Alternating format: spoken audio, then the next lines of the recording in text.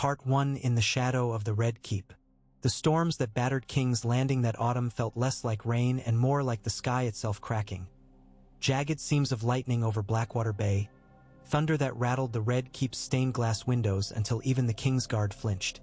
In the small council chamber, torchlight guttered and flared, bending the great shadows of antlered stags and three-headed dragons across stone walls older than the realm itself.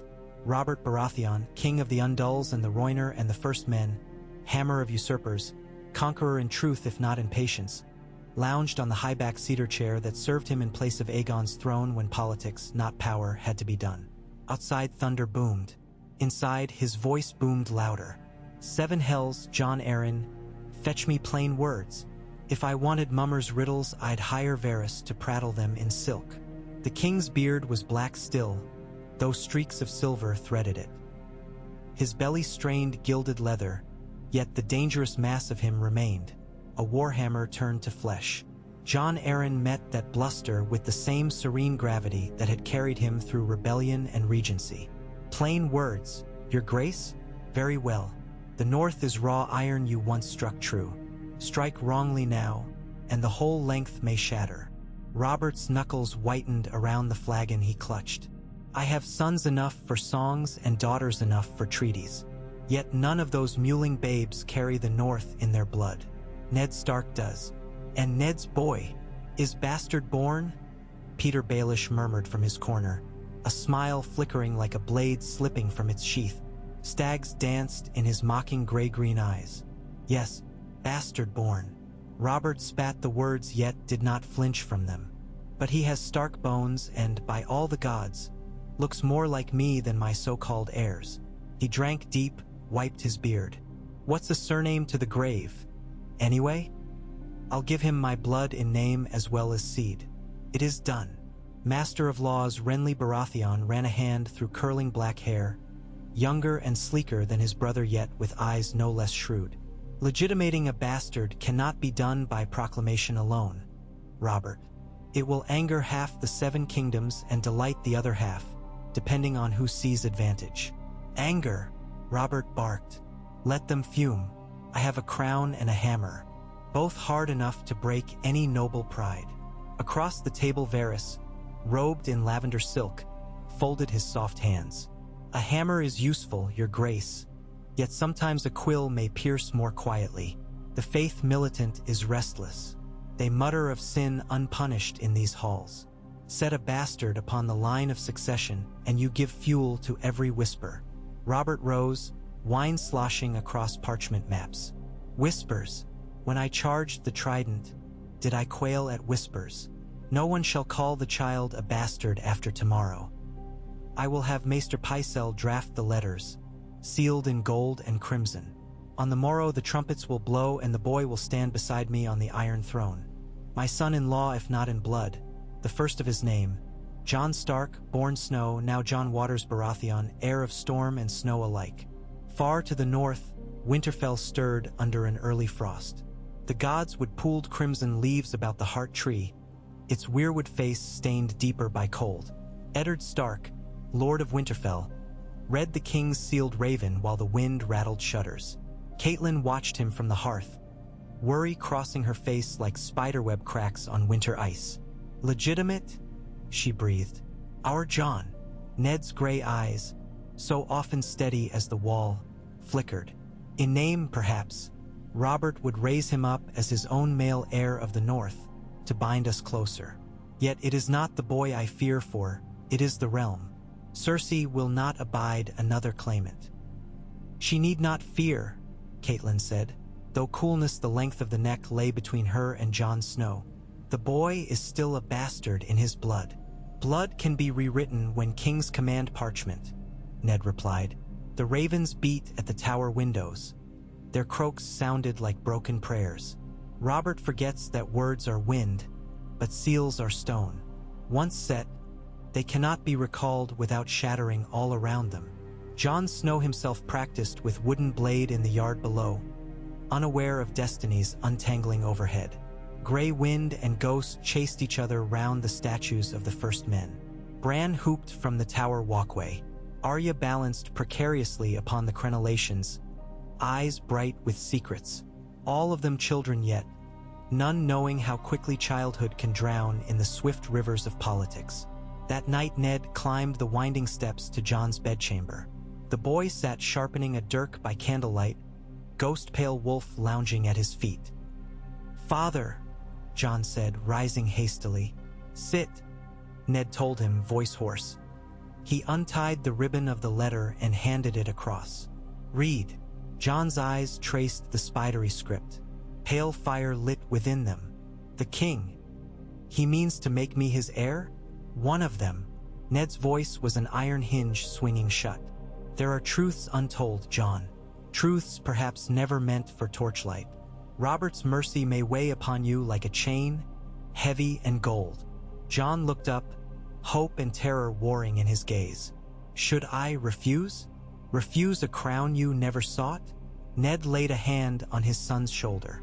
"What you are, only you may decide. But know this, legitimacy is not a gift freely given. It is a debt to be paid in loyalty, blood, and sacrifice." Dawn atop the eyrie. Ravens wheeled under a sky ablaze with pink and crimson. Lord Jon Arryn's brow remained furrowed as he watched the storm clouds retreat over the vale. The king's raven scroll lay before him. He sensed fractures in the bedrock of the kingdom he had nurtured since Robert's coronation. A bastard heir to the Iron Throne? The realm had bled for less. Inside Castle Black, the Lord Commander of the Night's Watch, old Jeor Mormont, read a copy of the same raven. "Jon Snow, a crown and a castle," he muttered. "Who among us would choose the wall over a throne?" His black brothers murmured uneasily. Some envied, some despised. All understood that vows sworn might soon be asked of them in war, not watch. Across Westeros, ravens spilled like ink across parchment skies. In Highgarden, Lady Marjorie Tyrell's laughter stilled as her grandmother Olenna read the news with pursed lips. A Baratheon of the North? Interesting. The Queen of Thorns already spun invisible webs toward King's Landing. In Dorne, Prince Doran Martell rolled beneath Myrish blankets, gout-stricken yet sharp as a sand viper. A bastard crowned invites every wrong child to dream. He dispatched whispers to Sunspear's shadowed halls. In Pike the waves hammered black stone and Balon Greyjoy snorted. The Wolf King's cub, now a stag? Let them tie themselves in knots whilst the kraken waits beneath. In King's Landing preparations unfurled like banners. Gold cloaks marched, lords arrived, petitions clamored. Septons rehearsed litanies to cleanse the stain of bastardy. Cersei Lannister paced her solar, emerald eyes burning. "He dares," she hissed to Jaime, whose mirror-bright armor reflected torches.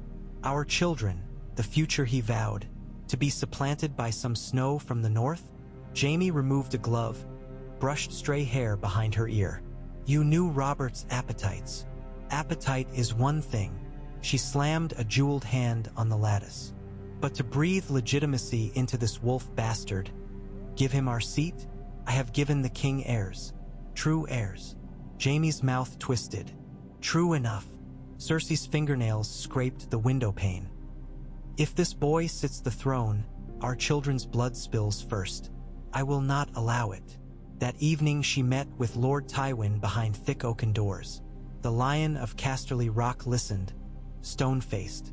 Finally he spoke, each word weighing more than a legion's march.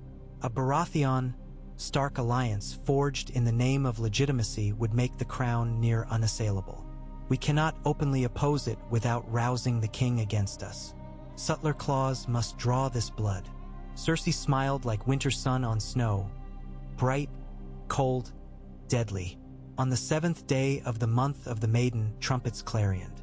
The throne room, cavernous and sweating incense, filled with lords in cloth of gold and small folk clinging to rafters for a glimpse of history. Myth and man embraced beneath dragonbone arches. Jon Snow, dressed in black velvet trimmed Baratheon gold, entered at Robert's side. Ghost padded ghost silent behind, for paling to silver under cressets. Ned Stark walked 3 paces back, ice-gray cloak trailing like memory. Grand Maester Pycelle, wizened yet towering in layered chains, read the royal decree. His voice quavered, yet the words rang iron. By decree of Robert of the house Baratheon, first of his name, king of the Undulls, the Roiner, and the First Men, lord of the Seven Kingdoms and protector of the realm, the natural son of Eddard of House Stark, presently known as Jon Snow, is hereby recognized as lawful issue, to bear the style and dignity of a trueborn son. He shall henceforth be called Jon Waters Baratheon, acknowledged heir presumptive in the event that no other male progeny of the king survives or attains the age of majority. A murmur rippled. Some gasped, some cheered, some plotted. When the parchment ended, Robert gripped Jon's shoulder. Kneel. Jon knelt. The Iron Throne's shadows clawed around him. Robert drew the warhammer that had felled Rhaegar, its head etched now with the Stormland's crowned stag. He tapped Jon's left, then right shoulder. Rise, my son. Jon rose, and the future shifted tectonic. Yet a future is not forged without fire. That night Varys' little birds carried sparks to every nook. Septa Moel overheard Lord Stannis muttering about true succession. Ser Jorah Mormont spoke of dragons rising in the east. A black-clad ranger deserted Castle Black, claiming the realm had need of his sword below the wall. In Flea Bottom, beggars cursed the new prince while toasting free bread flung from the Red Keep kitchens. And somewhere in the Red Keep's dark belly, a scroll sealed with a lion's head changed hands thrice before vanishing into shadow. Days bled into weeks. Jon applied himself to lessons of heraldry and courtly poise, yet found more solace sparring with Ser Barristan Selmy in the yard. The old knight guided him through sequences of cuts and parries that left his arms aching but his mind sharp. When Ghost stalked beside, the court whispered of magic, of old northern gods displeased in southern sun. Sansa wrote letters home describing the purple jacarandas in the palace gardens. Arya grew restless, climbing rooftops with the butcher's boy, dreams of adventure filling her. Catelyn watched from a queen's tower, uneasy. Ned spent long hours with the king, pushing for measured reforms. Grain tariffs, rebuilding of the Riverlands, only half listened to by Robert, whose passions turned ever more to his new heir. One sunset, crimson staining the bay, Robert and Jon met on a parapet overlooking the city. Wind whipped cloaks, carrying scent of salt and gutter smoke. "You see them?" Robert asked, gesturing at 1,000 roofs glittering. "All that chaos. You were born to tame it." Jon shook his head. "I was born on a bed of firs in the north, with no name fit for a keepsake. Now I am thrust upon a throne of blades." Robert snorted. "The realm is forged by bastards, my boy. Aegon himself was but a second son with Dragonflame. Wear the crown lightly, swing the hammer hard. That is all the wisdom a king needs." "But what of honor?" Jon whispered. Robert's eyes, once bright with siege fires, dimmed. "Honor? Ask your father. He carries it like a sword too heavy to lift but too sacred to set down. Learn its weight, then decide whether to wield it or cast it aside." Beyond Narrow Sea, in a smoke-wreathed manse of Pentos, a pale-haired exile named Viserys Targaryen smashed a wine goblet at the news. "They crown a snowborn boy while my sister and I are left to starve?" He spat glass shards. Daenerys, terrified yet fierce, murmured, "Perhaps their throne is weak if they cling to a wolf-born heir." Illyrio Mopatus smiled like a fat cat. "Weakness, my little dragons, invites fire." In the small hours of the wolf's moon, Ned Stark discovered the silken thread of a plot. A missive intercepted by an unknown hand revealed seals broken, secrets spilled. Orders for master pyromancers to retrieve jars of wildfire from beneath the city, signed in a flowing golden lion's hand. Before dawn he confronted Cersei in her solar, the sun not yet risen. They stood alone save for shadows. "I know," he said quietly. Cersei's eyes flickered. "Know what, Lord Stark?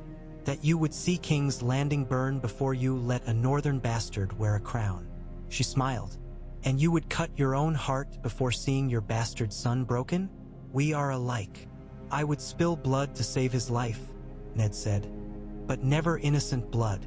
Withdraw your hand from this tinderbox, or I will lay it bare before the king." Cersei's smile became a razor's edge. The king already chokes on wine to numb his doubts, and when a lion grips prey, it does not release. Tell Robert if you dare. I will remind him you lied once about Jon's mother. How many lies before a king breaks the liar? Ned stiffened, the weight of Lyanna's name pressed like snow on his tongue. You speak of lies yet weave them. Jon is worth more than every crown in your coffers. So you choose the bastard over your house? Over your daughters? Her voice chilled. Be careful, Lord Stark. Wolves are noble beasts, yet also hunted for pelts. Weeks turned. Jon stood before the Iron Throne during audiences, feeling the eyes of the realm devour him. Noble women tittered behind fans. Lords watched calculating. The High Septon anointed him with Lightbringer oil, yet his conscience remained heavy with questions. Who was he, truly? Snow, Stark, Baratheon, or something unspoken? Ned offered counsel in measured words, yet always silence hovered between them, filled with ghosts of the Tower of Joy. Ser Jorah Mormont arrived at court with rumors of a dragon queen rising across the sea. Varys whispered of Sellsword companies massing in Bravos. Stannis Baratheon left Dragonstone only to slam doors in the small council, proclaiming bastards could never outshine rightful blood. His jaw clenched hard enough to crack stone.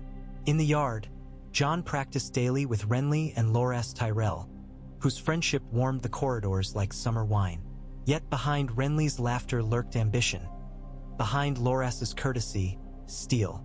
A fortnight before winter's first snowfall in the capital, Robert summoned a grand tourney in Jon's honor. Gold dragons flowed, pavilions rose bright as a summer fair. Small folk gathered from every reach to witness the king's new heir. Jon, clad in black plate tempered with a stag and wolf sigil, entered the lists under banners half-cheered, half-booed. He tilted against Lannister cousins, against Dornish princes, against the mountain himself and lived, though his breastplate bore dents like canyon scars.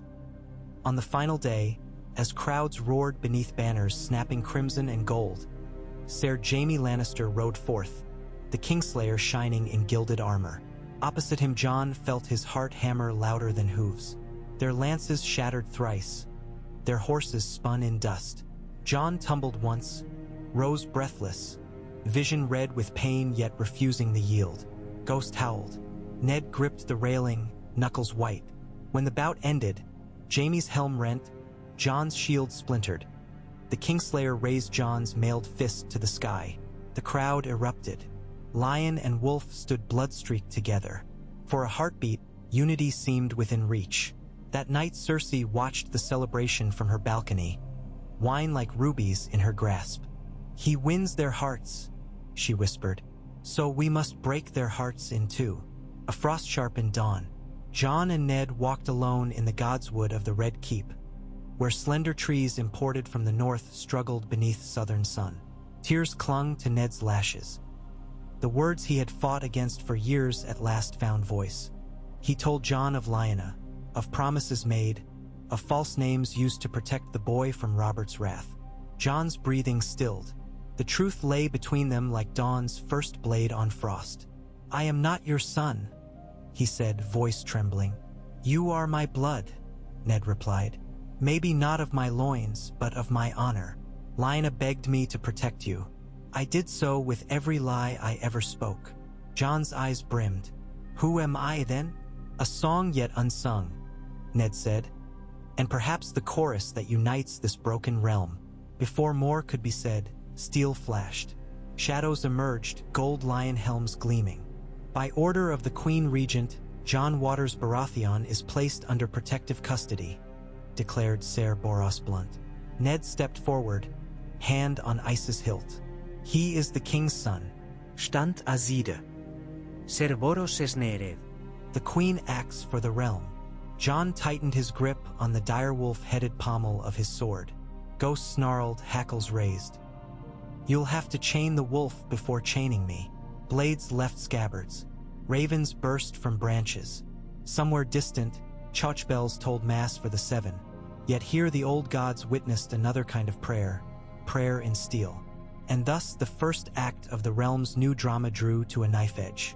Bastard and prince, wolf and stag, truth and lie, all poised on the cusp. Behind them storms gathered, dragon wings, kraken tentacles, rose thorns and lion claws. The north murmured of winter, the south whispered of rebellion, and across the seas, 3 dragon eggs began to warm beneath a girl's trembling fingers. The tale would unwind over leagues and years. Battles and betrayals, feasts and funerals, passions and pardons. But for now, as blood dripped onto the godswood roots beneath the Red Keep, the question yet unanswered loomed larger than any crown. Could a bastard forged of love and war bear the weight of 2 kings' legacies? Or would the realm itself split beneath him? Only the gods, old and new, held the ledger, and their ink was written in men's lives. The story continues in subsequent prompts, unfolding slowly over 5 hours of narrative, delving into political intrigues, shifting alliances, the awakening of dragons, and the inevitable clash between legitimacy granted by law and legitimacy born of blood and fire. Steel rang against steel as the first blade slid off ice's broad edge, sparks hissing through the chill air of the godswood. Ser Boros Blunt recoiled 2 paces, armored feet crunching red leaves, eyes wide behind the slit of his lion-crested helm. Jon felt the vibration travel the length of his own sword and up into his arms, a raw trembling that set his heartbeat tripping over itself. Ghost's snarl rolled out in a low, murder-thick growl that made every raven watching from the branches fall eerily silent. Ned Stark never looked away from the circle of gold cloaks. He moved again, placing himself half a step in front of Jon, left side forward, stance braced, the dusk blue of Winterfell's while falling back to reveal the Valyrian leather of his scabbard. He did not raise ice above his shoulder as Robert would have. He carried it low, tipped toward earth, showing a promise of death without the boast. Ser Boros tried to find courage behind bluster. This need not be violence, Lord Stark. The Queen requires the young prince for his own safety. For his safety, Ned said, voice a hoarfrost rhyme. He might better remain with his father or with me. You carry no writ from Robert. Stand Azide. 8 gold cloaks made a half circle. Light winked on spearheads. Jon saw disappointment flicker across several faces. No man eager to face ice in Ned Stark's hands. But the Queen's command lay between them and their next breaths. Duty could be edged keener than a sword, if the hand that held it was ruthless enough. Jon whispered, as softly as cold breath, "Father, stay behind me." Ned's eyes never shifted. No sadencharg, no heroics. This is not your moment yet. The guards edged closer. Somewhere deeper in the godswood, a raven croaked a single jagged note, as though marking time. Then a voice rang out from the stone stair that wound up toward Maegor's holdfast, crisp as a tourney trumpet but carrying calm rather than threat. "That is far enough, Ser Boros." Ser Barristan Selmy descended the stairs with steps measured, gauntlet on pommel, cloak of the Kingsguard white as new snow. His hair showed milk gray in the torchlight, but the eyes above his weather-seamed cheeks held steady resolve. At his shoulder came Renly Baratheon in green velvet and gilt mail, and beside Renly strode Ser Loras Tyrell, bright as a summer orchard, armor chased with flowering vines of silver. Barristan spoke again. "His Grace Robert entrusted me with the safety of Prince Jon. Until his own hand releases that trust, no one may lay so much as a finger upon him." Ser Boros, never nimble with words, swallowed. The Queen is no commander of the Kingsguard," Barristan said, "and I see no royal seal on your order." Renly curved a smile. "Ser Boros, would you truly cross swords with the Lord Commander over the matter? There are onlookers aplenty. Should any ill befall Prince Jon, the king's rage would pour down thicker than your armor." Gold cloaks, devoted more to coin than conviction, retreated. Ser Boros hesitated a heartbeat longer. Jaime's laughter, bright, sudden, uninvited, floated from the stairwell shadows, where the Kingslayer leaned with casual grace, hair catching candlelight. "Ser Boros," he called, "you're outmanned and outmettled. Stand down." One more uncertain breath, then Boros saluted stiffly and withdrew, helmet bowing first to Jaime, then to Barristan. last to Ned. The gold cloaks tramped back across leaf-strewn paths, stirring the ravens into ragged flutters overhead. Only when their boots fell silent did Jon feel the tightness in his chest ease. But relief did not last. Ned shifted, returning ice to its sheath, and turned to Baratheon. "My thanks, Lord Commander." Baratheon inclined his head. "No thanks required, my lord. My vows are plain." Renly's eyes held subtle gleam. "Best we go before the Queen sends sharper arguments." "Go, yes," Ned agreed, "but not back to the royal apartments. She has eyes there at every shutter. I will take Jon to the Hand's Tower." Loras spoke, soft yet firm. "I shall send a page to summon the Master Armorer. Should Prince Jon require steel more suited than tourney plate." Ned raised a brow. "You risk much, Ser Loras." "A risk for roses is no risk at all," the young knight said with a wry half-bow. "Besides, whatever blooms for the realm smells sweeter than fear." They split then, Baratheon and Loras toward the armor court, Renly slipping off with a swirl of green, muttering about council sessions to delay the queen. Jaime remained only long enough to tilt an ironic salute at Ned before vanishing into the deeper dark, golden cloak flicking like a flame. Ghost ghosted after Jon, pads silent as snowfall. Inside the Hand's Tower, flaming braziers beat back the chill. Maester Vyman sat waiting with fresh bandages, though none had yet bled. Ned barred the oaken door, slotting iron braces. Outside, a trio of Stark guards took station with crossbows ready. Jon sagged into a carved chair, wordless, hands shaking. Ned knelt, gripping his forearms. "Listen well," he said. "Cersei will not relent. We have but hours, perhaps minutes, before she tries again by other means. Poison, wildfire, forged decree. Your only safety lies beyond the Queen's reach." "I won't run," Jon said.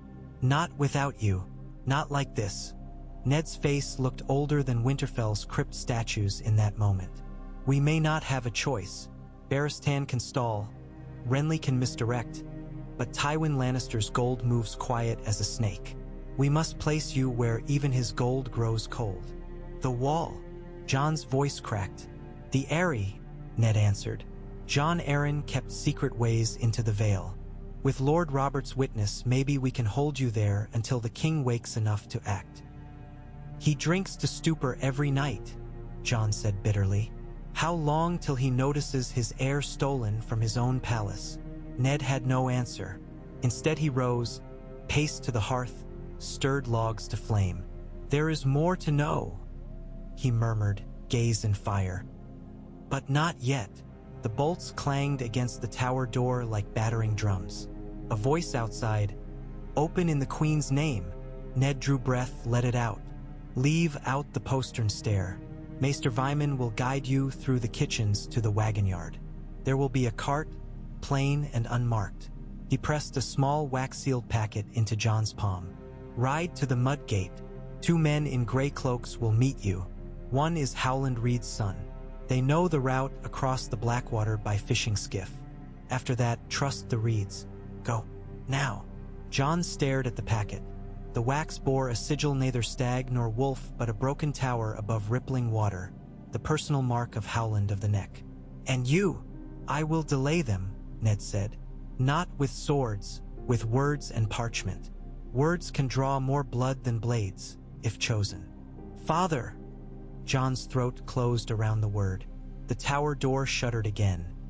Within its planks he heard the Queen's will beating like a second heart, rabid and ruthless. Ned embraced him. All those years Jon had yearned for such frank warmth. Now, in a flash, it tasted like farewell. "Remember," Ned whispered against his hair, "honor need not be rigid. Let it bend where truth is stronger. You carry 2 kingdoms in your veins. Make them one." Jon pulled back, unable to speak, jaw set lest tears fall. He gripped Ghost's scruff. Together they slipped behind a tapestry heavy with northern scenes, down a narrow spiraling stair no broader than a barrel, each step lit only by Ned's memory. Maester Vyman led swift and silent.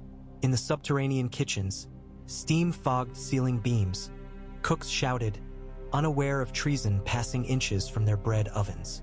Jon ducked beneath hanging hams, between barrels of Dornish plums, through a smokehouse stinking of black oak chips.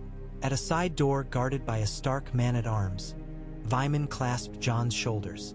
The gods watch. Keep the packet sealed until Reed commands. He shoved a rough-spun cloak around Jon, pulled the hood low. Ghost padded beneath the hem like a pale shadow. The cart waited, piled with sacks of winter onions and turnips. Jon clambered in, burying himself under burlap. The driver, a squat man with a salt-stiff beard, clicked his tongue. The mules trudged. Prince and Wolf rattled through torchlit courtyards, past piles of glittering armor and wagons bearing casks of arbor gold for the tourney that would never finish. Atop towers, Lannister banners snapped crimson, but no one glanced inside the cart.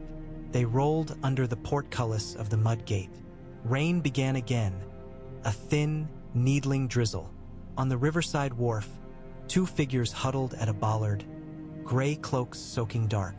The driver halted. Jon crawled from the produce and dropped lightly to the planks. Ghost followed, shaking water from his coat. The taller cloaked figure pushed back his hood. A narrow face, eyes green as flood reeds, hair dark brown plastered by rain. "I am Jojen Reed," he said. "This is my sister, Mira." Mira gave a sharp nod, spear strapped across her back. "Boats tied yonder. Move quiet." Jon followed wordless. Lights glittered on the Blackwater like shards of the moon. Far downstream, the dark mass of the chain tower loomed, guardians of harbor and realm. A fisher's skiff bobbed beside a rotting piling, patched sail furled tight. They shoved off. Rain blurred the city into smears of ochre and gold. Jon looked back only once. The red keep flared crimson on the hill, torches making every window a glowing eye. Somewhere behind those walls, Ned Stark staked his life on parchment and promise. Wind caught the sail. The skiff slipped into blackness like a thought unspoken. Ned did not wait for the soldiers to break through. He ordered his guard captain, Hal Mullen, to open the door. Cersei's red-cheeked page stood trembling beside a Lannister sergeant. "My lady the Queen demands an audience," the page squeaked. "Her Grace," Ned corrected, "is no doubt welcome within the Hand's Tower, but this door will admit only her, not her army." The page dithered, sergeant scowling. Then the page scurried away. Moments later, Cersei herself swept into the antechamber, cloak of emerald spider silk swirling, crown of spun gold perched like a promise of radiance. Behind her came Ser Meryn Trant and a half-dozen Lannister guards, but they remained outside the threshold. Ned bowed the barest fraction. "Your Grace, where is he?" Cersei's smile showed teeth. "Prince Jon is with his tutors and Maester Pycelle," Ned lied smoothly, "rehearsing the speech he will deliver to the conclave of the faith on the morrow." "And you expect me to swallow that like sweet cream?" She prowled nearer. "Do not trifle with me, Lord Stark. The boy is gone. I smell the north wind on your cloak. You suspect me of kidnapping the king's heir?" Ned placed a scroll upon the table. "Peruse if you like. It is Robert's command, appointing me as Jon's regent in all matters of security." Cersei's eyes narrowed. "Robert commanded nothing. He is drunk and snoring. You forged that. Then wake him. Let him deny his seal." Ned folded arms. "The realm awaits." She stared. Fury reddened her cheeks, but cunning iced her words. "Very well. We will wake him, and you will present my son your charge. By sunrise, or I will place your daughters in the black cells." A blade of fear thrust Ned's gut. "Harm a hair on their heads, and all the North will rise." "The North," Cersei laughed. "A fortnight's ride away, through mountain passes soon to freeze. By the time they stir, your frozen wolf banners will flap over grave mounds." She turned to leave. "Dawn, Lord Stark, pray you find the boy before I find the headsman." When she'd gone, Ned leaned hard on the table. Sweat broke across his brow, though the room felt cold as ash. He had not foreseen the Queen threatening Sansa and Arya so boldly. Yet she had. Hal Mullen said, "Lord, what now?" "Rally every man we brought south. Post them on our floors. Send couriers to Baratheon and Renly. Request their guard on my children." Ned paused. "Where is Littlefinger? Summon him. He swims these waters like a mackerel. Let him nose out the Queen's next move." Hal strode off. Ned unfurled blank parchment, dipped quill. He wrote a letter to Riverrun calling for aid, another to Winterfell ordering Robb to assemble bannermen. Yet he feared ravens would never leave their cages. Cersei would have every rookery watched. As he sealed wax to parchment, Varys appeared as soundless as smoke. "A most vexing evening, my lord." Ned eyed him. "Your spiders told you how my son slipped away? My little birds sing of many flutters. Some tunes please more than others." Varys rested soft hands on soft stomach. "The Queen is livid. She will do precisely as she threatens. You have perhaps 6 hours." "Why come to me?" Ned asked. "I serve the realm," Varys said trippingly. "And the realm bleeds if the Hand and the Queen tear each other to pieces." "You serve survival," Ned corrected. "Name your price." Varys gave a wounded sigh. "The price is paid each day I breathe. Yet if coin of trust must clink, consider this. There is a ship sailing at dawn from the Dragon Gate, bound for White Harbor with a cargo of jade and silk. The captain is discreet. He owes favors to many, fears many more. Place your daughters aboard, and they may fly free of the Queen's talons. And leave me hostage in their place? Better one wolf in the Queen's cage than 2 lambs." Varys's eyes shone damp. "I will arrange the passes. Have them at the riverside before the 7th bell." Ned studied him. "Duty or devilry? Whichever saves more lives," Varys whispered. Then he slipped away as though he'd never been. The skiff sliced upriver under a moon half drowned in ragged cloud. Jojen and Mira worked oars when the wind fell, their motions silent rhythm. Jon tried to help once. Mira pushed him back into the stern. "You'll need your strength for the Vale roads. Reed arms know these waters. Rest, Prince." The word still sat awkward on his tongue, like a spear balanced wrong-handed. He stroked Ghost's fur, stared at the packet.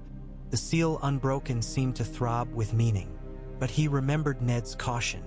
As night deepened, the reeds along the bank thickened, tall as spears, cloaking them from watchers. Jon dozed, rocked by currents.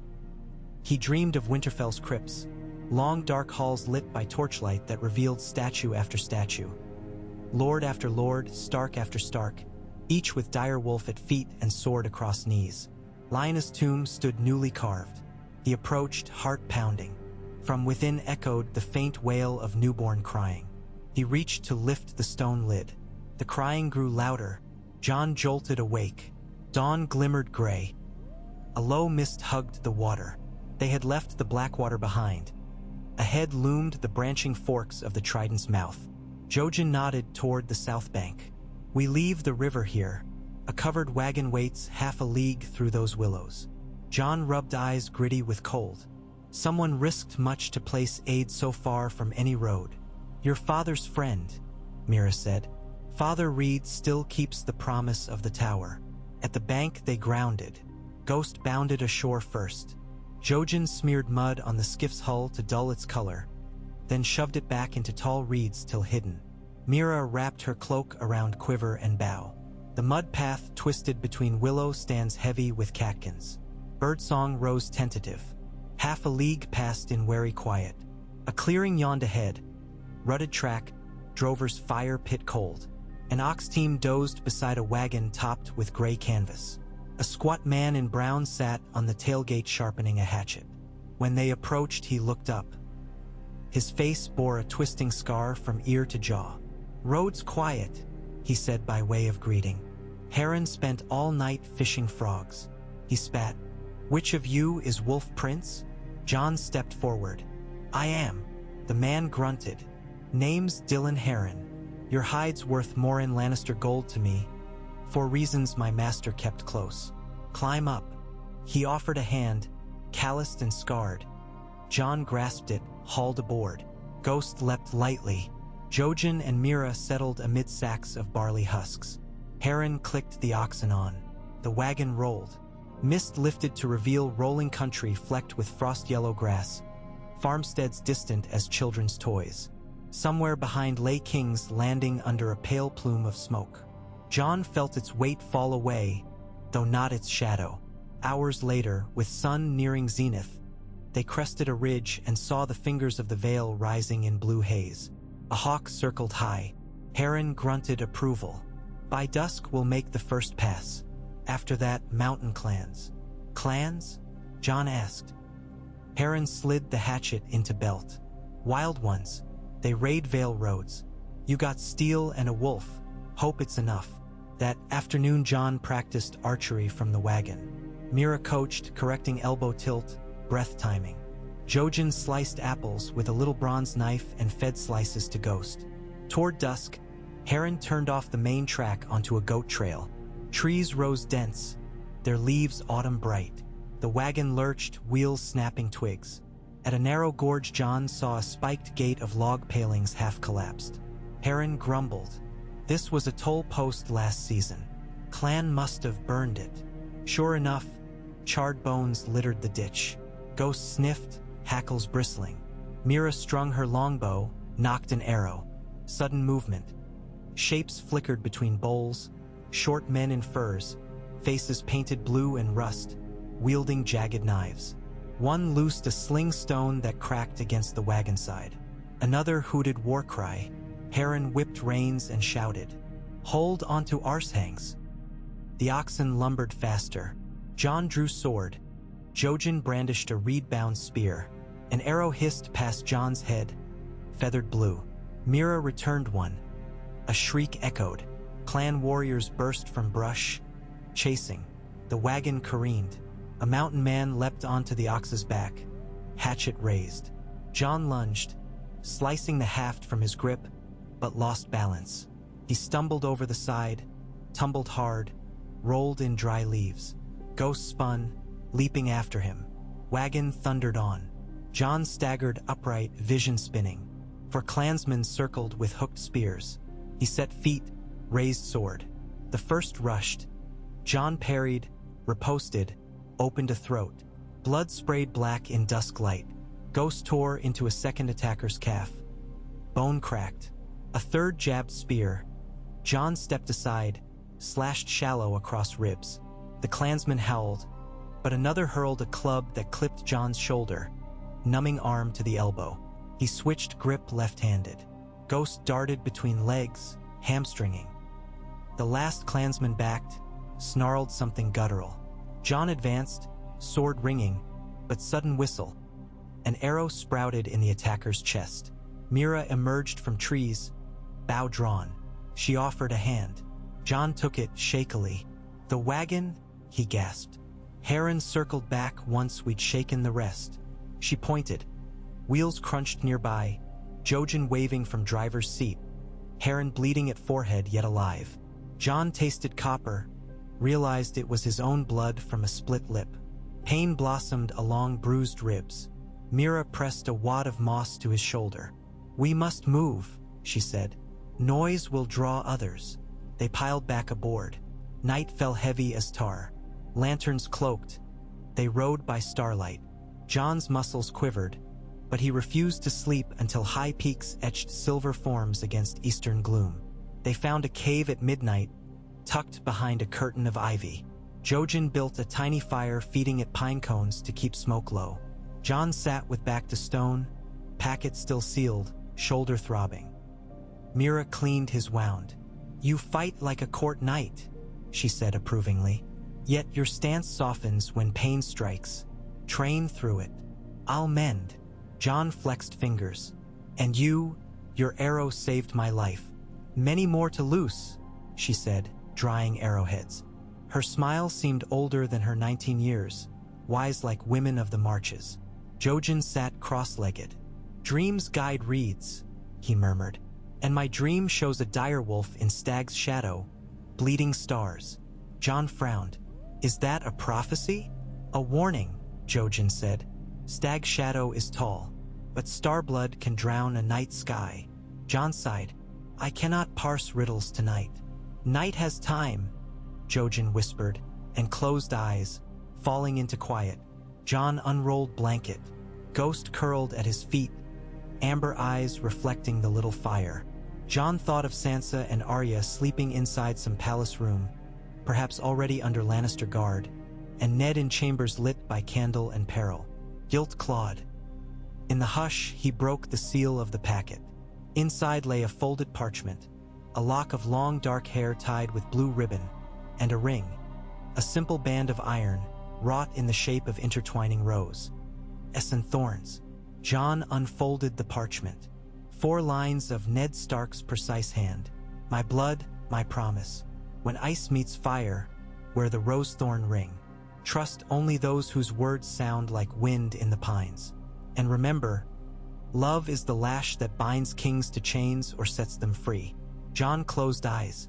The lock of hair, Lyanna's, surely. Tears pricked. He tucked ribbon and ring safe against his chest. Outside the cave, the wind carried distant howl of another wolf, though ghost pricked ears but did not answer. Dawn crept slow, and with it the second day of flight. At first candlelight in the Queen's solar, Cersei sat opposite Littlefinger. A single coin rolled across her knuckles and back with practiced ease. Littlefinger watched its glint, faint smile in his pointed beard. Lord Baelish, she said, I require your gifts. My gifts are as wide as the sea, your grace, though some currents cost more than others. She flicked the coin, he caught it. Find the bastard. Find the worms carrying him. Name your price. Littlefinger set the coin on the table, spun it, leaned to watch. A high commission, majesty, for so short a time. Yet one does not refuse a lioness. Half now, Cersei said. Half when his severed head rests in my lap. Littlefinger raised brows. So final? The king may miss his pet. Pets can be replaced. Rebellion seeds cannot be allowed to root. She sipped arbor red. Let the realm wail for a fortnight, then forget. Littlefinger's smile thawed an inch wider. As you wish, but heads roll downhill. They tend to gather moss and flies. Flies don't scare lions. She stood. Find him. Baelish rose, bowed, coin vanishing. I shall ruffle every feather, and if he slips the net, then cut the net from the inside, she said. When he'd gone, Cersei crossed to a golden cage where a songbird fluttered. She opened the door. The bird tried to fly but struck the bars. She watched it shriek. Flies don't scare lions, she repeated. At the same hour, Renly met Baratheon in a moonlit corridor. The Queen means to move against Lord Stark at dawn, Renly warned. We must spirit his daughters away. Baratheon frowned. Kidnap highborn maidens? Hardly the Kingsguard way. To protect them, Renly insisted. Once she holds them, Ned's life is hers. The Lord Commander sighed. If you can reach them before the Queen's men, I will follow. But bring them to me at the White Sword Tower. Sanctuary still has force. Renly clasped Barristan's arm in silent pact. Across the keep, Arya practiced balancing on one foot atop a garden wall, needle clutched for invisible foes, while Sansa giggled with Jane Poole over a secret letter from a Tyrell page. Neither knew of the claw's closing. Before the 7th bell, Varys's sworn windlass boat waited at the Dragon Gate quay. Painted plain, crew silent. Ned cloaked Sansa and Arya in dark shawls, led them along lesser passages, past drowsing sentries bribed by Littlefinger coin. Twice they halted for footsteps, twice halls cleared. At the last turn, Ser Meryn Trant rounded the corner. Lord Stark, he said, hand on hilt. Where take you the ladies? Ned eased his daughter behind. A dawn walk, the air inside stifles. Perhaps, Meryn said, doubt coiling. Yet the Queen asked me to ensure their comfort. Ned straightened. And I say their comfort lies beneath the open sky. His hand rested casually on dagger pommel, not ice. Step aside. Meryn's eyes flicked over the two girls. Ned saw hesitation, he pressed. Would you defy their father? And by extension, the king's hand. Sweat beaded Meryn's lips. Finally he bowed. As you wish, my lord. They passed. Arya exhaled relief. The quay's end, Varys stood cloaked. Head gently ushered them into the boat's cabin, where simple bunks awaited, bread, cheese, water skins. Arya gaped. Is this adventure? Ned knelt. An adventure that leads home. Little wolf. He kissed her brow, then Sansa's. Remember your lessons. Obey the captain. Trust Maester Luwin when he greets you. Sansa's eyes filled. Father, come with us. I will follow, he lied kindly. Duty calls me first. He shut the cabin door, watched until lines were loosed, sails unfurled, boat sliding into the dawn-lit river. When he turned, Varys lingered. Now you stand alone, the spymaster said. Take care. Lions feast well on lone wolves. So do crows, Ned replied. He strode back toward the castle. Prince Joffrey raged when he learned his sisters were gone, striking servants with an ivory cane. Cersei slapped him once, hard, regaining control. Compose yourself. Their absence weakens Stark. Not you. Joffrey's lip bled. He stared at his mother with mingled fear and hate. I want the bastard dead, he hissed. Make it so. Cersei stroked his cheek where she'd struck. Soon, my sweet. Soon. 3 days into flight, Jon's party crossed the high road into the vale, narrow and perilous, hugging cliff edges where a single slip dropped 1,000 feet. Snow-dusted peaks above, melting into thin waterfalls. Dylan Heron led oxen with calm patience, singing low. Mountain falcons swooped overhead. On the 4th night, they reached Iron-Oaks, seat of House Waynwood. Lady Anya Waynwood received them in torchlit hall, her manner brisk. Any friend of Lord Reed is friend of mine. You'll ride under my banners to the Bloody Gate. Ser Donnell Waynwood commands there. They remained 1 night only. Yet Jon learned Lady Waynwood had married thrice, widowed thrice, commanded her house with iron. She gifted Jon a ringmail shirt fitted by her smiths, woven so fine it felt like cloth. At dawn they rode, exchanging ox cart for sturdy palfreys. Ghost loped ahead, scouting. Near burned men territory, bandits ambushed. Mira's spear took one through throat. Jojen's knife hamstrung another. Jon parried blows from a brute wielding a spiked mace. His new mail turned a crushing strike that would have caved ribs. He responded with an undercut to hamstring. Ghost sunk teeth into a third. Dylan Heron's hatchet split a skull like timber. They burned bodies beneath cairn stones. Smoke curled into pale sky. Jojen stared at black column. Blood spilt for you, Prince. Remember each name, though you never knew them. Jon nodded, knuckles white on sword. I will remember. Past Stonefall, Waynwood outriders joined, doubling escort. The Bloody Gate rose sheer across pass. White granite towers, portcullis of black iron. Ser Donnell Waynwood, stern in plate, greeted them. His men eyed Ghost with respect. Letters of Lord Stark opened the gate. They descended hairpin roads to green vale fields where sheep grazed like scattered fog. At the gates of the moon, Lord Nestor Royce offered hearth and stew, inspected the king's seal Ned had given. Lord Aaron's widow rules in the Eyrie now. Lisa is fragile. She may not receive you gladly. Jon squared shoulders. I'll appeal to her duty to the realm. Nestor Royce snorted.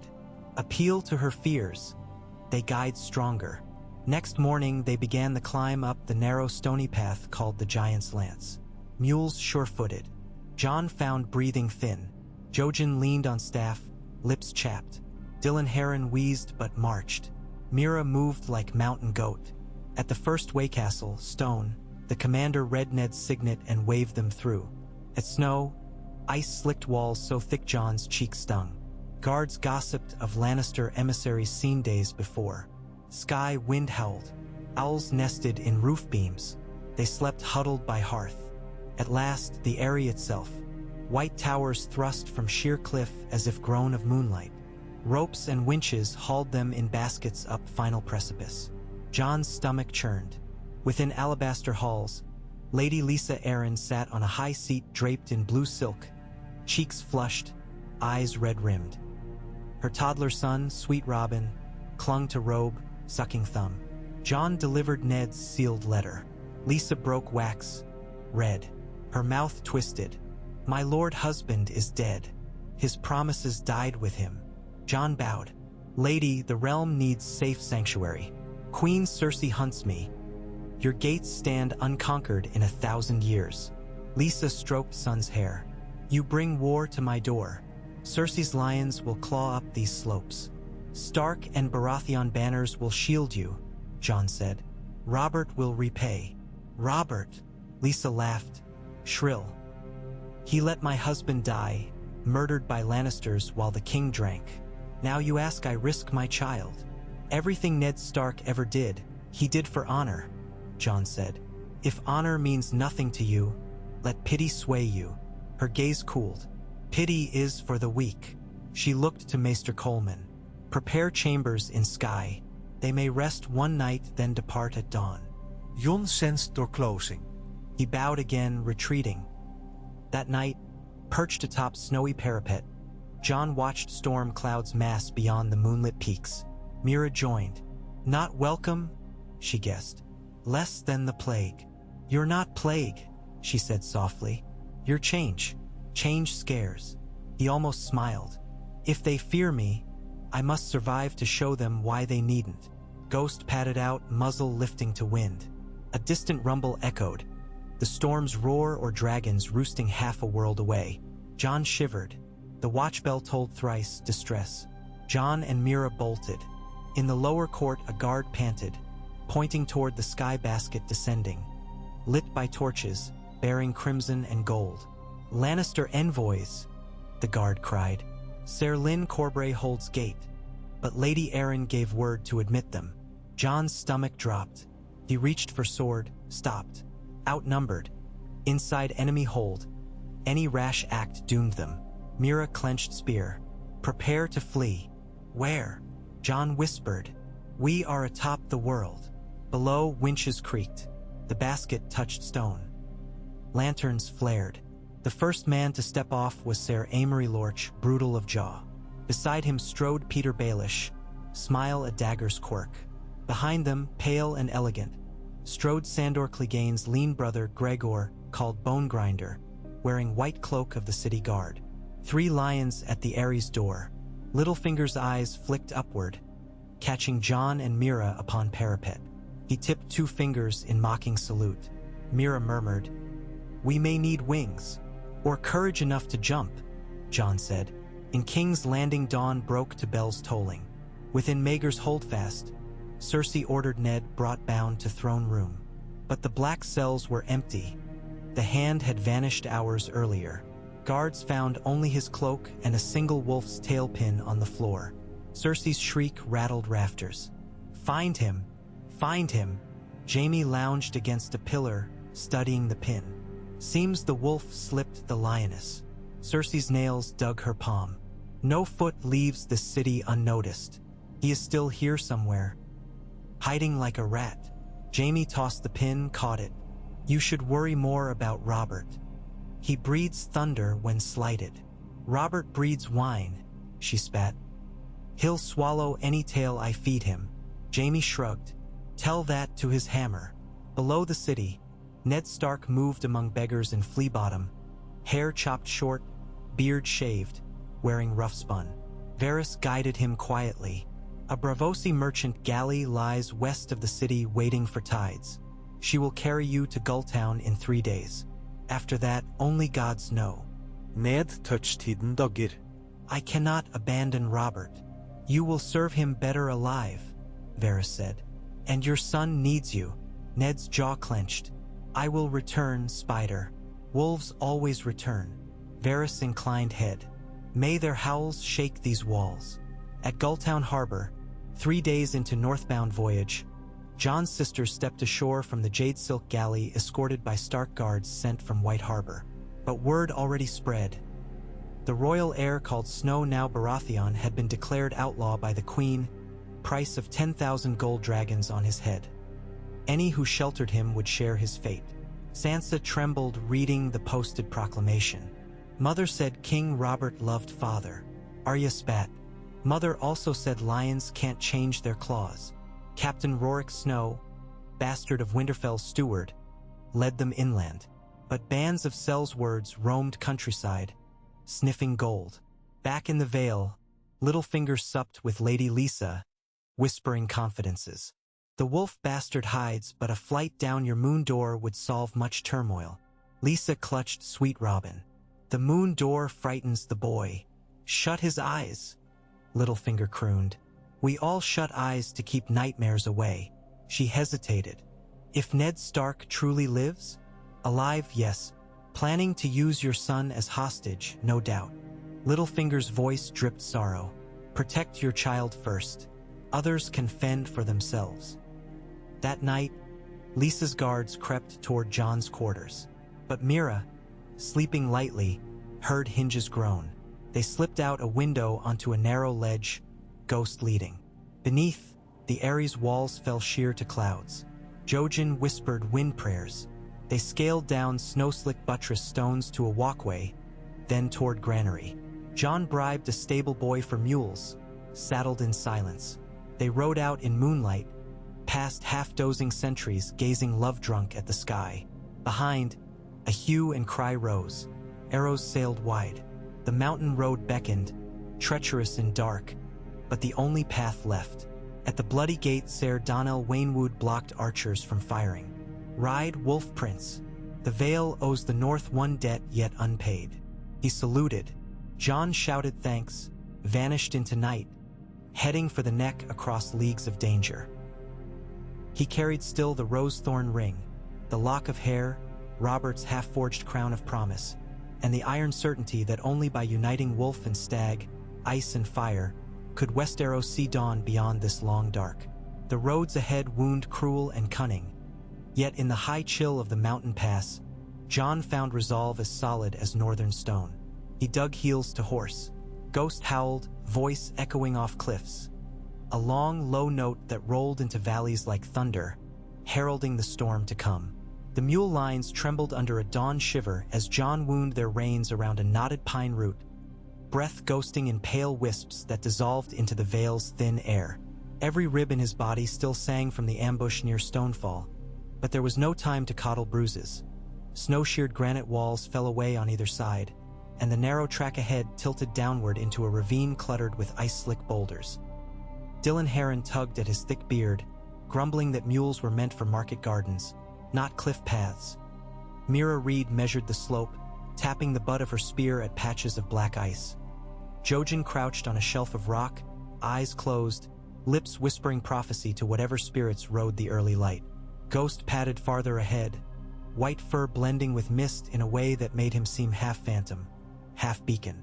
A wind gust spilled around the spur and rattled Jon's new ringmail. He lifted a hand to still its faint clink.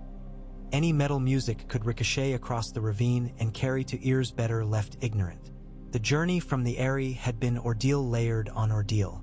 They had stolen out through the bloody gate under the cloak of Ser Donnell's calculated mercy. But mercy bought only distance, not safety. Behind them, Lisa Arryn's temper twisted by Littlefinger had birthed pursuit parties. First a dozen of her household knights, then a larger host reinforced by Lannister outriders who slipped into the Vale like red spiders. Jon's company could not risk the Gulltown Road, where gold cloaks now inspected every wagon. Instead they had veered west along shepherd trails that skirted the foothills of the Mountains of the Moon, always staying one ridge out of sight, always marching through wind that leached heat and hope alike. They passed a shepherd's croft burned to black timbers, corpses of ewes strewn in a ring where crows pecked. A crude banner, spider painted red upon a yellow field, had been hammered into the trampled mud. Mountain clans claiming the kill, though Jon suspected the sigil was meant to mimic the Lannister arms enough to lay blame elsewhere. Mira spat at the banner and murmured to Jojen in the lilting dialect of Greywater Watch. He answered with one clipped phrase Jon could not parse, then returned to his mutter prayers, hands weaving patterns in the thin air. 2 days later the road dwindled to goat track, then to a gut of stone beside a scree slope. Dylan's mule balked at a bridge no wider than a wagon's axle. Jon went first, coaxing the beast with pieces of dried apple, whispering soft nonsense until hooves clicked across wood that bounced with every step. Thunder boomed far below where a river gnawed the chasm, Echoes rumbled like subterranean war drums. Halfway across, Jon dared look down. Water foamed white around dagger rocks, mist veiling the fall so the drops seemed endless. He swallowed bile, focused forward, felt the mule tremble but move. When his own boots reached solid rock again, he sagged. Not from fear for life, but from the knowledge that Ned Stark, somewhere in the south, would never forgive him if he died for want of courage on a bridge instead of a battlefield. They made camp that night in an abandoned prospector's hut. Walls half collapsed, roof patched with hides hardened by weather. Mira patched Jon's shoulder with pine pitch salve. Dylan snored under a blanket that smelled of wet dog. Jojen sat by the doorless frame and stared into stars that looked too close for comfort, each a pinprick promise that God still bore witness. Jon found little peace in the sky. He fingered the iron ring Ned had given, rose thorn looping around itself, and thought about the words scrawled in that folded letter. Love is the lash that binds kings to chains or sets them free. Love for whom? For Robert, drunken and manipulated? For Ned, father in duty if not in blood? Or for a North that was his by upbringing but no longer by name? He fell into sleep hounded by that question, and again the crypt dream came, the infant's wail inside Lyanna's tomb, the cold hush of stark statues judging him. Dawn broke, brittle and silver. Tracks in the fresh snow showed a mountain hare had nosed near their campfire, but no human boots. Yet by midday Dylan spied smoke up valley, and a riderless horse came clattering downslope, flanks lathered, arrow in its neck. They drove the mules off trail into a screen of blackthorn and watched from shadows. A squad of errand men, lances bristling, trotted past, hunting grid by grid. Their blue cloak ends snapped in steady cadence with hoofbeats. Jon counted 9 knights, 2 squire archers. He recognized the sigil of House Hunter on one shield, a flesh argent on field vert. That house had feuded with House Reed 2 generations back over disputed marshland. According to Mira, they would show no kindness. The column vanished into pine gloom, but echoing hoof thuds lingered long. Jojen gestured for silence, then touched Jon's elbow. He whispered of visions again. He had seen ravens in a spiral shape, feathers like falling knives, a pale crown drifting on a river of blood. Jon listened with the patience Ned had taught. Treat the old god's warnings with respect, though never let fear guide your sword. He thanked Jojen, then pressed the party onward, descending paths that zigzagged into warmer climes. The vale's cruel heights eventually flattened into the rolling foothills that bled into the riverlands proper, war-scarred country still healing from the rebellion's March years before. Burn marks pocked old farm walls. Orchards that once sang with bees now grew thick with briars. At a ford of the Little Trident, they found a ferryman who demanded thrice the usual toll when he spotted Ghost's red eyes, which the man took for demon sign. Mira bartered instead. 3 silver stags, 2 bundles of dried venison, and a promise that her spear would not be the next thing the ferryman saw. They crossed at dusk, water sluicing around the mules' bellies, chill enough to freeze ankles numb. Night fires flickered in scattered hamlets. Jon kept watch with Ghost curled at his feet, listening to frogs hiccup in reedy pools. When Mira relieved him, she offered a strip of rabbit jerky. He chewed in silence while stars wheeled. She spoke quietly of the neck, how green glass waters swallowed arrowheads and secrets alike, how crannogmen raided sitting on mats of reeds that floated like ghosts. Her stories steadied him. They felt older than iron thrones and bastard crowns, older than dragons.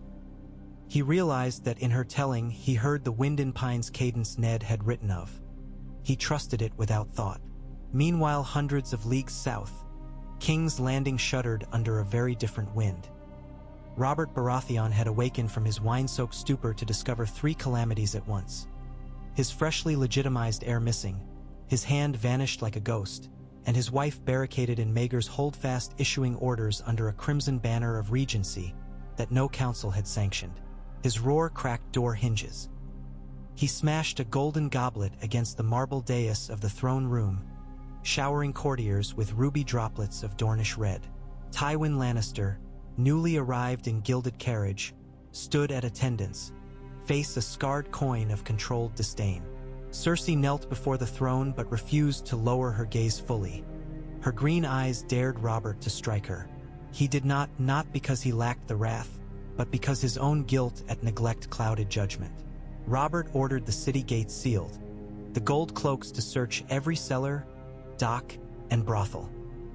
He demanded Ser Barristan bring him Ned Stark in chains if Stark had truly abducted Jon. Barristan refused to arrest a man without proof, citing the Kingsguard's oath. Robert then turned to Jaime Lannister. "You bring me Stark if you want to prove your family's loyalty." But Jaime only smiled with that insolent curl that made lords itch for duels. He said he would fetch the hand if the king provided a map of his hiding place. Cersei whispered poison into Robert's ear. "See, the North conspires with the Reach to usurp your brood." Yet Robert's heart stung at mention of Jon, remembering when he and Ned had knelt on opposite sides of a shallow brook swearing brotherhood while mud splashed their adolescent armor. Varys, ever the Shadow, found Robert in the Solar after council session, speaking of rumors. The bastard heir had been sighted crossing the Trident near Maidenpool. The bastard heir had been taken captive by Sellswords loyal to the Tullus. The bastard heir had drowned in a storm. Robert lurched between rage and dread like a ship in crosstide. He had lost 2 legitimate infants to the cradle's winter fevers. If he lost Jon too, the gods themselves could not restrain his despair. Beyond the city walls, the small folk sensed the tension and braced for another siege's hunger. Grain merchants hoarded stock. Black market prices soared. The faith militants' whispers grew louder. A rightful crown must not pass to bastardy, even if kings decreed otherwise. High Septon tried to damp embers, but zeal rarely bows to parchment. On the Street of Flower, poor widows prayed aloud that the gods strip the Iron Throne of all who defied natural order. On the Street of Silk, 3 pleasure dens hung out banners embroidered with the crowned stag entwined with the silver wolf as a sign of loyalty to the new heir. The next dawn, those banners were found cut to ribbons. While Robert bled authority, Stannis watched from Dragonstone. He read Raven reports, tracing each line with a finger that tingled as if holding a blade's edge. He burned the parchment after reading, then strode battlements with grim jaw. His younger brother Renly played courtier, his older brother languished in sin, and now a northern bastard sat nearer the throne than the king's own flesh. Stannis' sense of justice had always been iron. Iron now bent only long enough for forging a weapon. He summoned Davos Seaworth, plain onion knight turned trusted conscience. Davos listened as the sea lashed basalt cliffs, then counseled patience. Stannis listened to the waves instead. They had pounded Dragonstone since Valyria's painters first etched the sky red, and they would pound long after onion knights lay dust. He finally pronounced that Davos would sail to Eastwatch, find Lawloress red priests whispering of Azor Ahai, and gather proof that bastard blood meant doom. Davos bowed though suspicion weighed him.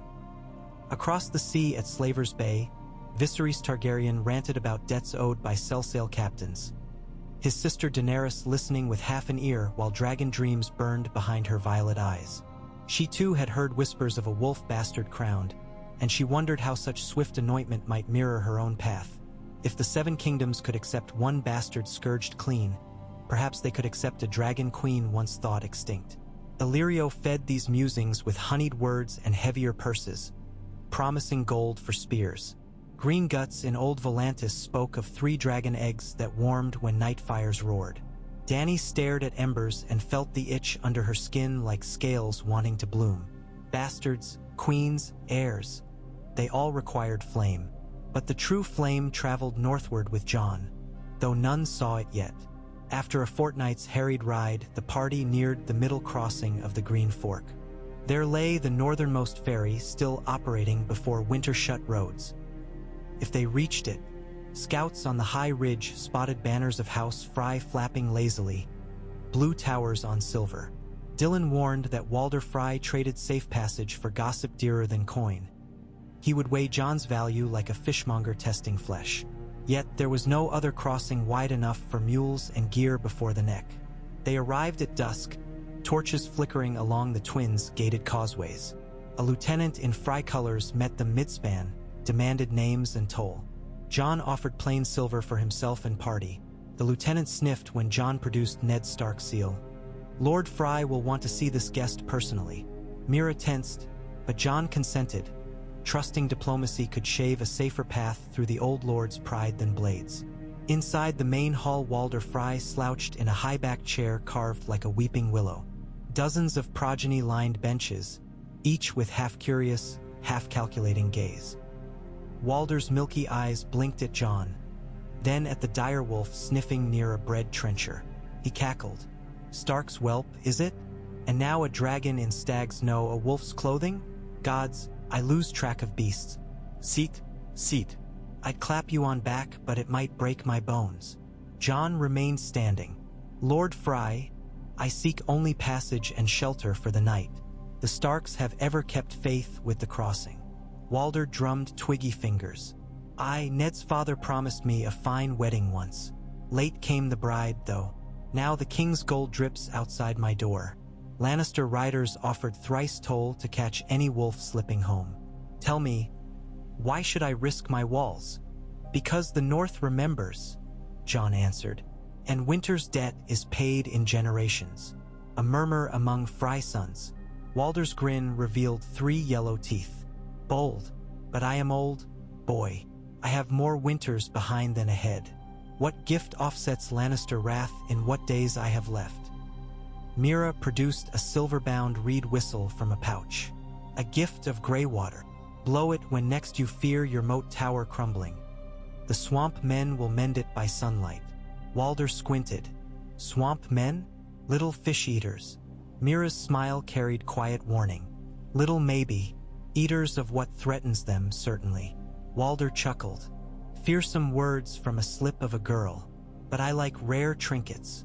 He took the whistle with clawed fingers, weighed it. Very well. Cross tonight, but ride swift. If Lannister outriders catch you beyond my bridge, I never saw you. They thanked him, took bread as guest right but declined chambers. Instead they camped in a willow copse south of the second tower, ready to leave before dawn. Ghosts stood watch, hackles raised at every owl hoot. Jon hardly slept. He kept replaying Walder's question, why risk walls? And wondered what he truly offered beyond vague prophecy and deferred gratitude. If he were truly to unite stag and wolf, he must become more than passenger on roads wrought by other men's oaths. The neck greeted them with mists that smelled of loam and secrets. The ground turned spongy, and the mules sank fetlock deep in black mud. Dylan muttered curses as leeches clung to boots. Will-o-wisps glimmered in dusk, and every shifting pool could be mere water or bottomless sink. Jojen claimed the path by memory of his father's tales. Follow the crooked elm with twin trunks, veer right at the cairn of quartz stones, never step on grass that grows silver under moonlight. Jon grew to trust those riddles. Each marker appeared as described, though sometimes after a maddening search that stretched nerves taut. 3 days into the marsh, a boat awaited. Low draft, woven of reeds lacquered with pine tar, shaped like a flattened leaf. 2 crannogmen rose from cattails, gray-green cloaks, spears tipped with obsidian. Their speech was slow, vowels muddy. They hailed Jojen and Mira, bowed to Jon. One offered him a necklace of polished bog amber, token of welcome to the neck's heart. Jon accepted with thanks. Dylan opted to guide the mules back along firmer ground toward White Harbor. His task complete, he saluted with hatchet raised. Jon clasped his forearm in farewell, promising a Stark coin for each mile covered.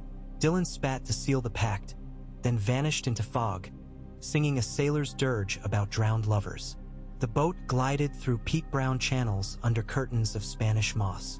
No sound but trickle of unseen springs and the distant boom of bullfrogs. Every so often an alligator's eyes glowed amber on a mudbank. Ghost regarded them with wary curiosity but made no noise. The crannogmen paddled by muscle memory, poles dipping silent. Jojen explained that Greywater Watch itself was never in the same place twice. It drifted on earth as though a castle born from the marsh and free of stone's anchors. Jon thought that impossible. Yet by dusk he glimpsed silhouettes of ramparts emerging from mist on a wide raft of sod bound by tree roots. Fires winked along its parapets, and reed banners flew bearing the black lizard lion of House Reed. Howland Reed awaited at the landing platform, shorter than Jon remembered from childhood, glimpsed at Winterfell's harvest feast. But his presence was larger now. Eyes sharp as flint, graying hair tied back with leather. He embraced Jojen and Mira first, then turned to Jon with quiet gravity. "You have walked far on soft ground, young lord. Now you must learn to stand on water." Jon knelt. "My lord Reed, I bring little but danger." "You bring the promise Lyanna died to keep," Howland said. "Stand." He led Jon through curving passages lined with rush torches whose smoke drifted straight upward despite the damp. At a central hall carved from living cypress, benches of woven sedge circled a fire pit. Howland gestured for him to sit on a cushion stuffed with down from unknown birds. Nearby, a giant turtle shell served as table. A bowl of stew simmered, thick with eel and tuber. Jon tasted. Flavors were earthy, strange, restorative, the neck distilled in broth. When the first hunger was sated, Howland produced a folded cloth the color of morning fog. Inside lay a sword, a slender bastard blade of castle-forged steel, fuller etched with vines, the guard shaped like wolf's head merging into stag's antlers, the grip bound in black leather. "Your father sent word ahead by raven that flew paths known only to marsh folk," Howland said. "He asked a gift be readied. Steel tempered by Northman smiths, balanced for your hand. Shall you claim it?" Jon lifted the blade. It felt lighter than its length suggested, eager, alive. He swung once, air singing, embers drifting upward where the steel parted warmth. The direwolf pelt cloak on his shoulders made sense with this sword. He felt whole in a new way. Howland poured a measure of pale green liquor. "Drink," Jon obeyed.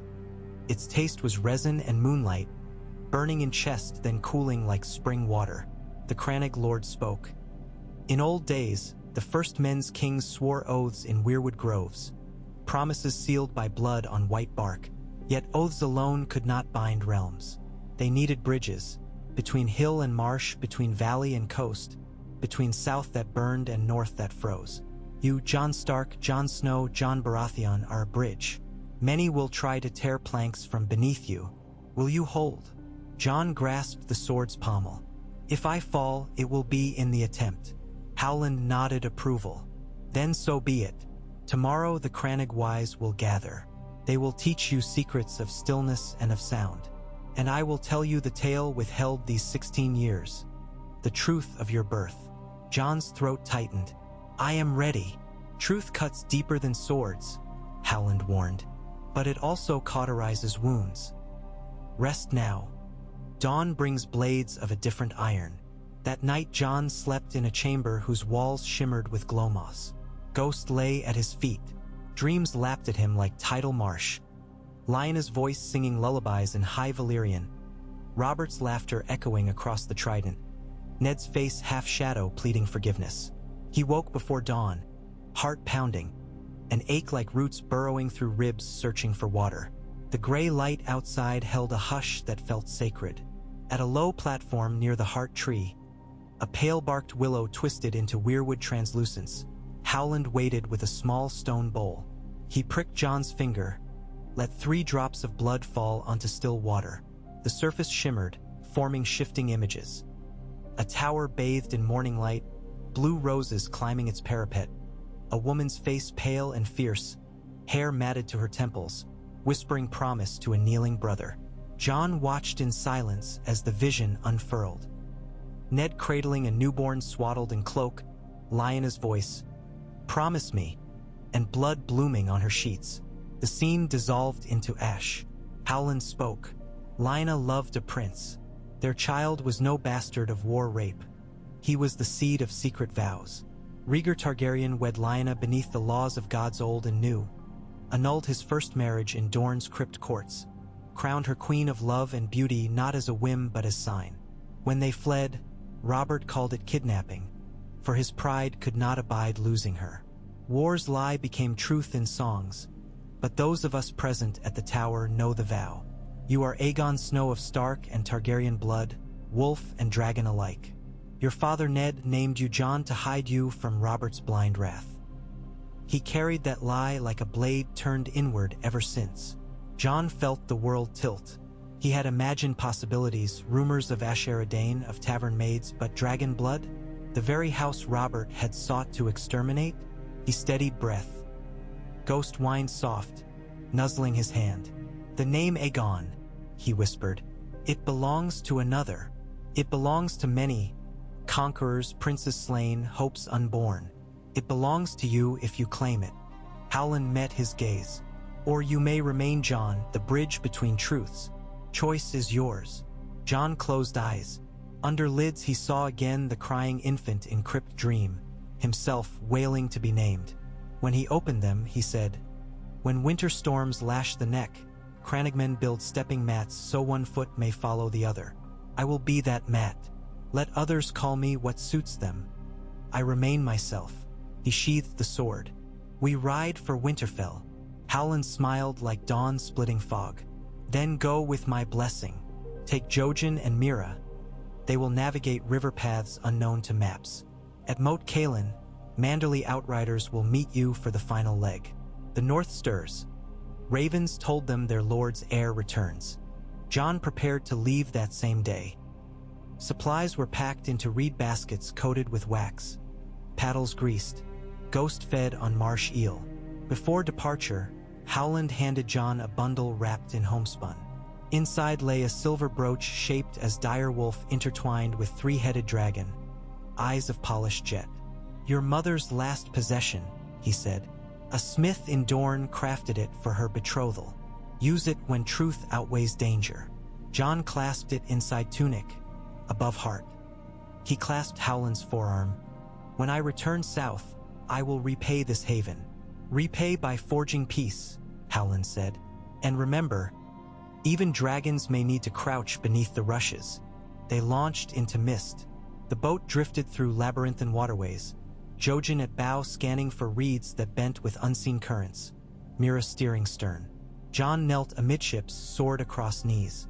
Each paddle stroke carried him nearer to a north he thought he knew but would greet as changed man. Prince of no surname yet of every lineage. Beyond the distant horizon, storm clouds towered over King's Landing. Ned Stark, hidden in the city's undergut, slipped along drainage tunnels with allies too few and weapons too blunt, seeking a way to present truth to Robert before Cersei's claws tightened beyond reprieve. Renly Baratheon quietly gathered Stormlander knights under pretext of tourney, but with eyes on a future freed of Lannister influence. Stannis read omens in Dragonstone's fires and clenched jaw at each comet streak. Red serpents across sky that priests named Herald of Rightful King returned. Across the narrow sea, Daenerys Targaryen warmed hands over dragon eggs that pulsed faintly with life. All threads pulled toward one spindle, the question of legitimacy, not by parchment but by destiny. And in the reeds, a young man who answered to Snow, Stark, Baratheon, and Targaryen hunched in a boat that sliced silent through Tannin water, unaware that ravens already winged ahead to Winterfell carrying 5 words that would shake the realm louder than any war horn. The lost prince comes north. The neck gave way to bogs of black water dotted by bleached tree stumps. Cattails brushed his shoulders as the boat glided through stands so tight they felt like corridors of a green palace. Then, suddenly, open water glittered beneath stark noon light, an inland sea that mirrored clouds and broken shards. On its far side, Jon glimpsed an ancient fortress rising on a low ridge. 3 towers, half collapsed, vines choking arrow slits. A ruin but still formidable. Moat Cailin, the sentinel of the north. Wolves howled from its battlements, but not dire wolves. These were steel-eyed men wearing gray cloaks trimmed in white fur, banners of House Manderly flapping turquoise and silver. They raised horns when they spotted the reed boat, and soon a skiff rowed out to ferry Jon ashore. There, Ser Roderick Castle awaited, whiskers trembling with emotion. He knelt in mud, ignoring ache of age, and pressed fist to heart. My lord," he stammered. "Winterfell stands ready." Jon lifted him. "You need not kneel to a bastard." "To Ned's son I kneel," Castle said. "Titles be damned." Other riders rallied. Tall Torrin, Lady Barbary Dustin's nephew. Meege Mormont's eldest daughter Daisy bearing bear-pelt cloak. A dozen archers of the Flint clan. Word of Jon's approach had spread by raven and rumor. They formed protective cordon, eyes sharp for southern pursuit. Through the remnants of ancient First Men causeway, they led him north alongside slow-rolling wagons of supplies bound for Winterfell's granary. Forest changed from ash to pine to spruce. Air cooled. Snow flurries danced by twilight. On the third day, Winterfell's towers rose from the horizon, smoke curling from great hall chimneys, hot spring vapors veiling walls in gentle steam. The gates opened to trumpets.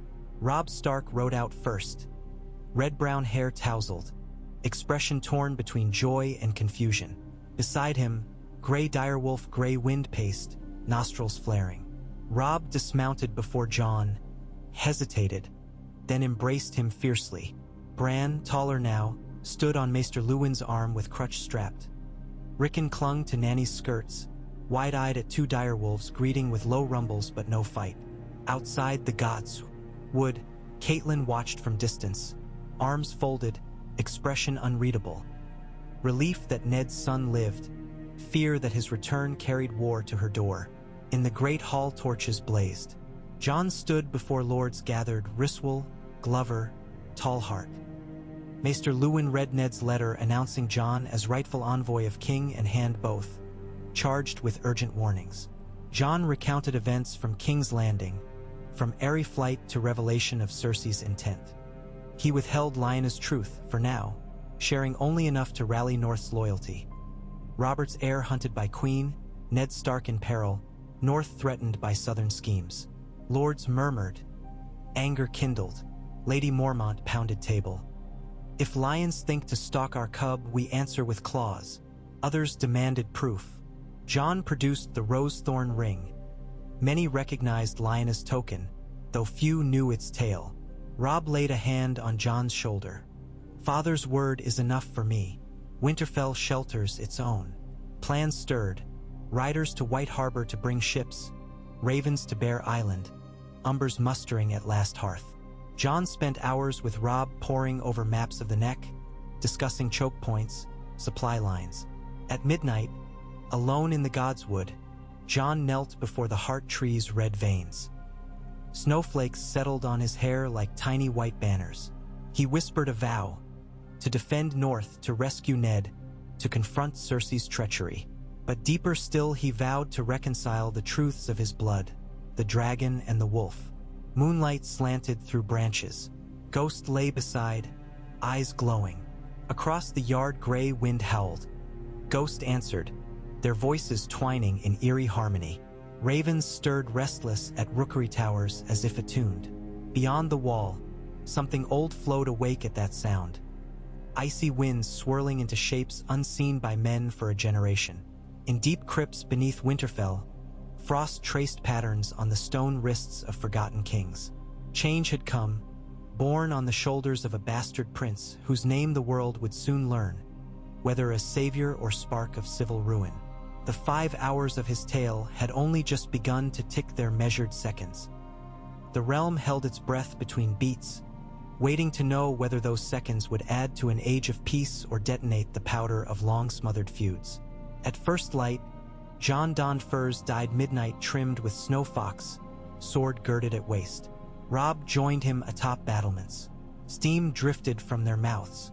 Jon looked south over the White Knife Valley where morning mists curled. Somewhere beyond those hills his sisters sailed toward White Harbor, chased by gold-cloaked bounty hunters. Somewhere to the south Ned skulked through sewers, hunted by queen and king alike. And somewhere beyond even that, dragons warmed in foreign deserts, waiting. Robb said softly, when ravens told us you rode, I prayed it true, but I did not know it meant war.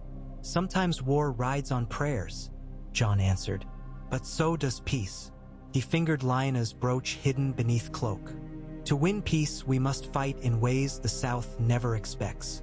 Robb smiled crooked. Such as? By staying brothers, Jon said.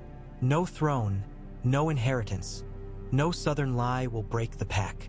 Robb gripped forearm, sealing promise. Snow fell heavier now, swirling around them like ghostly petals. Below, the hot springs hissed, as though Winterfell itself whispered agreement. And in that moment Jon felt the North accept him, not as bastard, not as heir forcibly crowned, but as one of its own, a heartbeat added to the cadence of pine and wolf song. Far south, Cersei Lannister shattered a wine goblet upon hearing that Jon Snow had vanished into the north. The shards sparkling on her palm mirrored her fury. She swore the realm would freeze before she let a wolf cub return to bite the lion's throat. Her order rang through the Red Keep. Send Ser Gregor Clegane beyond the neck with fire and sword. Smoke out every den, slaughter any who aid the traitor. Across the bay, sails were already unfurling, red and gold galleys bearing the mountain and his butchers toward Torrens Square. War had begun, though no horns yet brayed. It began in the hush of falling snow, in the echo of broken vows, in the quiet resolve of a boy who bore too many names. In Winterfell's courtyard, Jon raised his new sword to the dim sun.